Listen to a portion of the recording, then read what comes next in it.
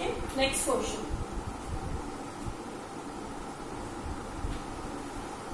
Determine osmotic pressure,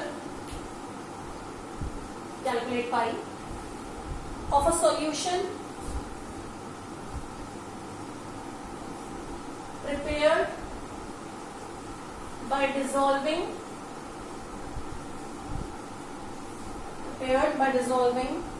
25 milligram of K2SO4 in 2 liter water at 25 degree Celsius. आप में से बहुत सारे बच्चे अभी भी नोट्स, मुझे नहीं लग रहा, बहुत अच्छे से लिख रहे हैं. और सिर्फ नोट्स ही लिखना सफिशिएंट नहीं है बच्चों, कोई कॉपी भरने का काम नहीं दिया गया है. आपको डेली उन्हें पढ़ना भी है.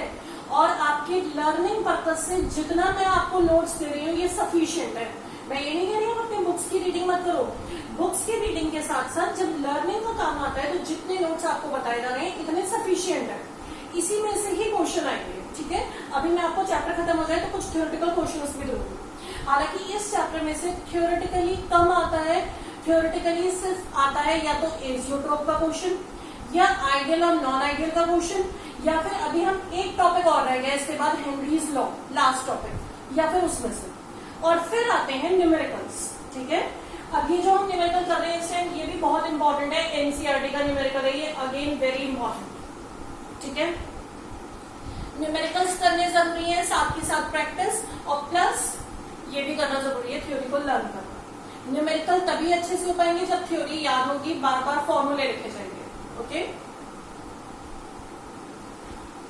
2 liter water at 25 degree Celsius, assuming it is completely dissociated. Assume it is completely dissociated.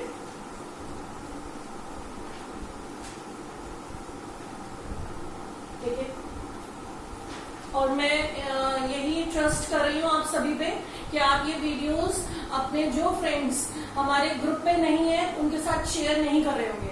ये आपके लिए भी अच्छी बात होगी, मेरे ख्याल से आपके लिए भी बेनिफिट वाली बात है, और मेरे लिए तो है ही है. तो आप ये वीडियोस जो यहाँ नहीं पढ़ रहे हैं उनके साथ शेयर नहीं करेंगे. ठीक है, ये सिर्फ आप ही लोगों के लिए जिन्होंने यहाँ ज्वाइन किया है, जो यहाँ पर फीस पे कर रहे हैं. हर एक के लिए पब्लिक नहीं है, वो तो पब्लिक में भी इन वीडियोस को बना सकती थी अदरवाइज.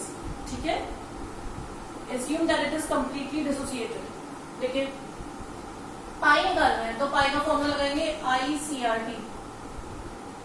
अब देखिए, ICRT की जगह आप क्या रख सकते हैं, WB/MB VRT. I कहां से आएगा, ये लिखा है यहाँ पर कि K2SO4 कंप्लीटली डिसोसिएट हुआ है. कंप्लीटली हुआ है यानी कि इसका अल्फा 1 है. अल्फा 1 है तो I is equal to N, और N कितना होगा इसका, 2K, 1 सल्फेट, 2 ये और 1 ये, 3, तो I रख दो 3. WB 25 मिलीग्राम, मिलीग्राम को ग्राम में चेंज करो, 10⁻³ R, आप कोई सा भी यूज कर लो क्योंकि पाई को निकालना है, तो 0.083. T 298 kelvin upon MB K2SO4 का मॉलिक्यूलर वेट. K2SO4 का मॉलिक्यूलर वेट कितना आ जाएगा, आप कैलकुलेट करो, ये आ जाएगा 174. तो 174 डाल दिया. वॉल्यूम 2 लीटर के लिए रख दो सब कुछ, बस यहाँ से पाई की वैल्यू आ जाएगी. अच्छा, आप कैलकुलेट कर लेना पाई कितना आ रहा है. मेरे पास तो जो आंसर है वो एटमॉस्फेयर में, तो मैं यहाँ पर एटमॉस्फेयर में ही वैल्यू डाल देती हूँ 21 वाली. तो अगर मैं एटमॉस्फेयर की वैल्यू डाल देती हूँ तो आंसर आ जाएगा 5.27 इंटू 10⁻³ एटमॉस्फेयर. बार में भी निकाल सकते हो आप, ये कोई कंपल्शन नहीं है कि आपको ये एटमॉस्फेयर में ही रखनी है. आप जिस यूनिट में रख रहे हो उसमें आंसर आ जाएगा. ठीक है, बस इन सभी क्वेश्चंस में R या तो आप एटमॉस्फेयर वाला रखो या फिर बार वाला, इसके अलावा मत रखो. ठीक है, आगे समझे, ये काफी इंपॉर्टेंट क्वेश्चन. नेक्स्ट करते हैं.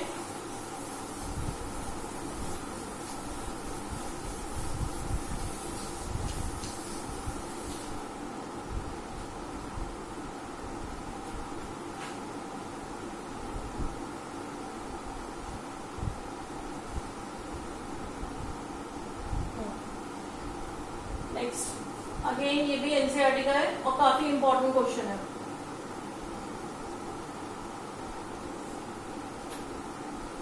क्वेश्चन है calculate depression in freezing point. Depression in freezing point of water when 10 gram of ये कंपाउंड दिया हुआ है 10 gram of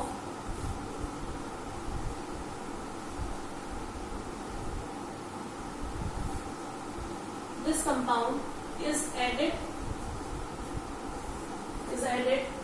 to 250 gram of water. 250 gram of water. के ए दिया हुआ है आपको, के ए 1.4 इंटू 10⁻³ और के एफ दिया हुआ है 1.86। ये दिया है बच्चों। Depression in freezing point of water निकालना है। 10 ग्राम ये एक सॉल्यूट है जो 250 ग्राम में डाला गया है। अब ये कंपाउंड क्या है, पहले तो आप ध्यान से ये समझ लो। देखो इधर ये एसिड्स होते हैं, कार्बोक्सिलिक एसिड्स, सबने पढ़े थे लास्ट ईयर। अगर सिंपल में 3 कार्बन का एसिड लिख दूं, 3 सॉरी इसमें 4 कार्बन है, देखिए 1 2 3 और 4, 4 कार्बन का एसिड अगर मैं लिख देती सिंपल तो था वो ब्यूटेनोइक एसिड। लेकिन इसका ये जो क्लोरीन आ रहा है बीच में, ये कहाँ है, ये इस कार्बन में सब्स्टिट्यूटेड है, यहाँ पर है। ठीक है, तो अब ये कंपाउंड क्या बन गया, 1 2 3 4 2 क्लोरो ब्यूटेनोइक एसिड। क्या ये 2 क्लोरो ब्यूटेनोइक एसिड। अब चाहे कोई सा भी एसिड हो, कितने भी कार्बन का, हमेशा वो डिसोसिएट कैसे होगा, उसका RCO माइनस तो एक साइड रह जाएगा और H प्लस एक साइड आ जाएगा। H प्लस निकलते हैं एसिड्स में से, तो दैट मीन्स ये वाला एसिड भी कितने में डिसोसिएट होगा, कितने आयंस में, 2 आयंस। कितने भी ज्यादा कार्बन हो, आयंस 2 ही निकलेंगे, तो 2 आयंस में डिसोसिएट हो गया। अब ये तो मैंने आपको ये बात समझा दी इस फॉर्मूले के बारे में। निकालना है आपको डिप्रेशन इन फ्रीजिंग पॉइंट यानी कि डेल्टा टी एफ। फॉर्मूला लगेगा IKFM। आई निकालने के लिए आपको यहाँ पे कुछ नहीं लिखा अल्फा के बारे में, लेकिन ये भी नहीं लिखा बच्चों कि ये कंप्लीटली डिसोसिएट हुआ है, बल्कि एक ये अलग सी वैल्यू दी हुई है Ka। अगर आप लोगों को याद हो लास्ट ईयर जब हमने इक्विलिब्रियम का चैप्टर पढ़ा था, तब हमने ये Ka पढ़ा था। Ka होता है डिसोसिएशन कांस्टेंट ऑफ एसिड, याद आया आप लोगों को, और इसका फॉर्मूला होता है C∝²। वैसे तो होता है C∝²/1 - पर इसे अप्रोक्सीमेटली C∝² लिया जा सकता है। समझ रहे हैं मेरी बात? तो ये फॉर्मूला यहाँ पर हमें लगाना है और इस फॉर्मूले को लगाकर हमें अल्फा कैलकुलेट करना है। क्या कैलकुलेट करना है, अल्फा। अब Ka तो दिया हुआ है, C कहां से आएगा, C यहाँ पर क्या है, कंसंट्रेशन। कंसंट्रेशन कैसे आएगी, कंसंट्रेशन यानी कि ये वाली मोलैरिटी। ठीक है, तो अब आप मोलैरिटी सॉल्व कर लो पहले अलग से। मोलैरिटी कितनी हो गई, 10 ग्राम तो सॉल्यूट, इसका मॉलिक्यूलर वेट निकालना पड़ेगा। इसका मॉलिक्यूलर वेट आप निकालोगे तो आ जाएगा 122.5। इसका मॉलिक्यूलर वेट आ जाएगा 122.5। ठीक है, तो ये यहां रख दो। वेट ऑफ सॉल्वेंट 250 तो 0.25। ये तुमने निकाली मोलैरिटी, ये आ जाएगी 0.3265। और ये जो मोलैरिटी आई है यही तुम्हारा C है, इसी को कंसंट्रेशन मान लो। अब तुम ये वाला फॉर्मूला लगाओ, ये जो फॉर्मूला भी मैंने बताया Ka वाला, Ka = C∝²। अल्फा² हो गया Ka/C, अल्फा हो गया √Ka/C।